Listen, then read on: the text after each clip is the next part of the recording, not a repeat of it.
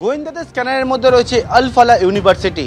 তারা যে বিষয়টা জানার চেষ্টা করছে, ফরিদাবাদের আমরা যে জায়গায় দাঁড়িয়ে রয়েছে এটা হচ্ছে আল ফালা ইউনিভার্সিটির পিছন দিকের অংশ, এবং এই আল ফালা ইউনিভার্সিটি কি হয়ে উঠেছিল যে টেরর নেটওয়ার্কের একেবারে এপিসেন্টার। কারণ ইতিমধ্যে একের পর এক নাম উঠে এসছে এবং সেই নামগুলোর পরিপ্রেক্ষিতে তারা মনে করছে এই যে বিভিন্ন জায়গায় যে যাদেরকে গ্রেপ্তার করা হচ্ছে তাদের প্রত্যেকের সঙ্গে এই আল ফালা ইউনিভার্সিটির সঙ্গে যুক্ত এমন কয়েকজন, তাদের ভূমিকা, তাদের নাম কিন্তু সামনে চলে আসছে। আল ফালা ইউনিভার্সিটির যে জায়গায় দাঁড়িয়ে রয়েছে এটা পিছন দিক থেকে সামনের দিকে যে পরপর বিল্ডিংগুলো দেখতে পাওয়া যাচ্ছে এটা হচ্ছে ইউনিভার্সিটি হস্টেল, এবং এই ইউনিভার্সিটি হস্টেলে দুটি রুম রয়েছে। একটা হচ্ছে রুম নাম্বার 4 এবং অপরটি হচ্ছে রুম নাম্বার 13। এবং এই রুম নাম্বার 4-এ উমর থাকতো, যেমনটা জানা যায় যে সেই রুম নাম্বার 4-এ পরীক্ষা নিরীক্ষা করা হয়েছে, সার্চ করা হয়েছে। অন্যদিকে রুম নাম্বার 13 যেটি হচ্ছে সেখানে সার্চ করা হয়েছে এবং সেখানে ডক্টর মুজাম্মিল আহমেদ গানাই তার রুম ছিল, এবং মুজাম্মিলের যে রুম রয়েছে সেই রুম থেকে আমরা জানতে পারছি গোয়েন্দা সূত্র মারফত যে বেশ কিছু পেন ড্রাইভ, এছাড়া ডায়েরি, নোটবুক সেখান থেকে উদ্ধার হয়েছে।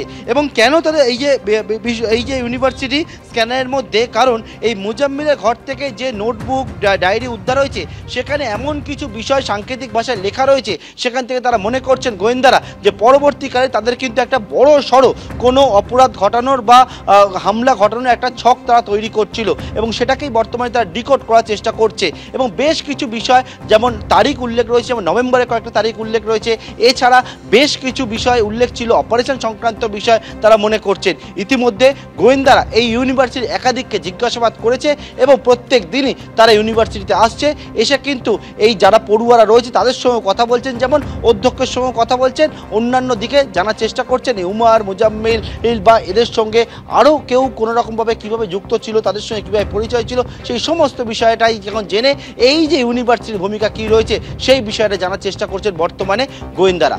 ক্যামেরা সুবীর রায়ের সঙ্গে পার্থপ্রতিম ঘোষ, এবিপি আনন্দ, ফরিদাবাদ। দিল্লি বিস্ফোরণ এবং তারপর ইন্টারপোলের দ্বারস্থ এবার হলো জম্মু কাশ্মীর পুলিশ।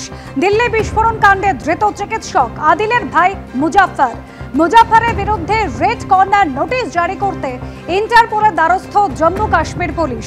দিল্লি বিস্ফোরণ কাণ্ডে গ্রেপ্তার 3 জন চিকিৎসক সহ 8 জন, আর ধৃত 8 জনের মধ্যে 7 জনই কাশ্মীরের বাসিন্দা। ধৃতদের জেরায় উঠে আসে মুজাফফরের নাম।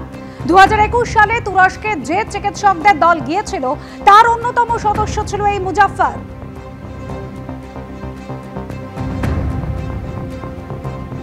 আর ইতিমধ্যে একের পর এক চাঞ্চল্যকর তথ্য উঠে আসছে গোয়েন্দাদের হাতে। ধারাবাহিক বিস্ফোরণের ষড়যন্ত্র করেছিল 8 জন। 4টি শহরে একই সময় বিস্ফোরণের পরিকল্পনা করা হয়েছিল এবং 2 জন করে 4টি দলে ভাগ হয়ে বিস্ফোরণের ছক কষে জঙ্গিরা ওই 4 শহরে রেকিও করেছিল তারা। প্রত্যেকটি দলের কাছে একাধিক আইডি রাখারও পরিকল্পনা ছিল বলে খবর সূত্রের। দিল্লিতে এখনো পর্যটকদের জন্য বন্ধ রয়েছে লালকেল্লা এবং লালকেল্লা মেট্রো স্টেশন।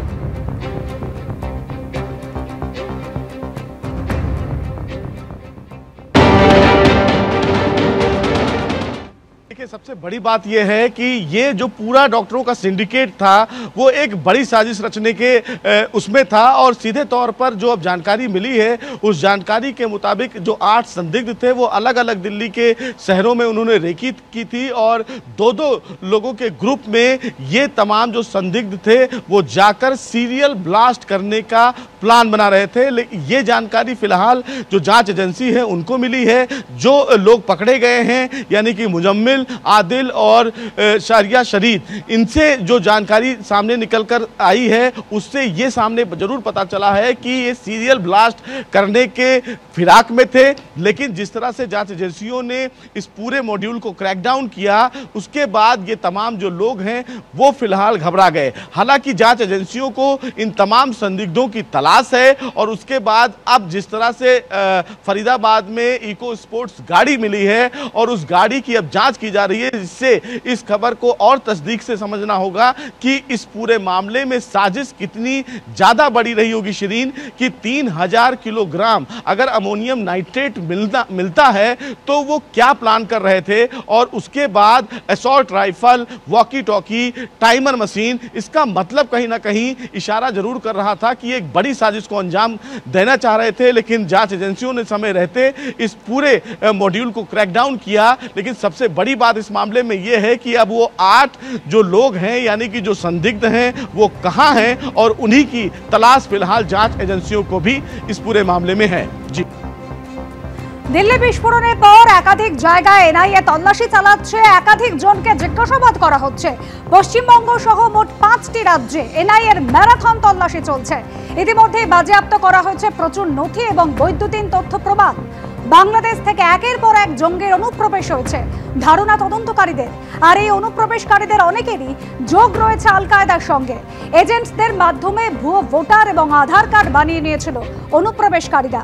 নাগরিক সেজে অবাধে চলেছিল জঙ্গি কার্যকলাপ, আর দেশ জুড়ে এই অনুপ্রবেশকারী জঙ্গিদের দলে যুক্ত করা হয়েছিল যুবকদের। জঙ্গি কার্যকলাপের জন্য সংগ্রহ করা হয়েছিল বিপুল পরিমাণ ফান্ড। সম্প্রতি বাংলাদেশ এবং পাকিস্তান কাছাকাছি আসায় মাথা চড়া দেওয়ার চেষ্টা চালাচ্ছে জঙ্গিরা। 2023-এ অভিযোগের ভিত্তিতে হওয়া তদন্তে বাজেয়াপ্ত হয়েছিল বেশ কিছু নথি। নথিতে ছিল এন্ড অফ ইন্ডিয়া বলে লেখা স্লোগানও। তদন্তকারীদের অনুমান, চেনা জঙ্গি সংগঠনের নাম ছড়াই চলছে ভারত বিরোধী এই সমস্ত কার্যকলাপ। নানা রকম সংগঠনের নামে চলছে জঙ্গি কার্যকলাপ, এমনই অনুমান এনআইএর। পশ্চিমবঙ্গ, মেঘালয়, ত্রিপুরা, হরিয়ানা এবং গুজরাটে গতকাল থেকে একযোগে তল্লাশি চালাচ্ছে এনআইএ।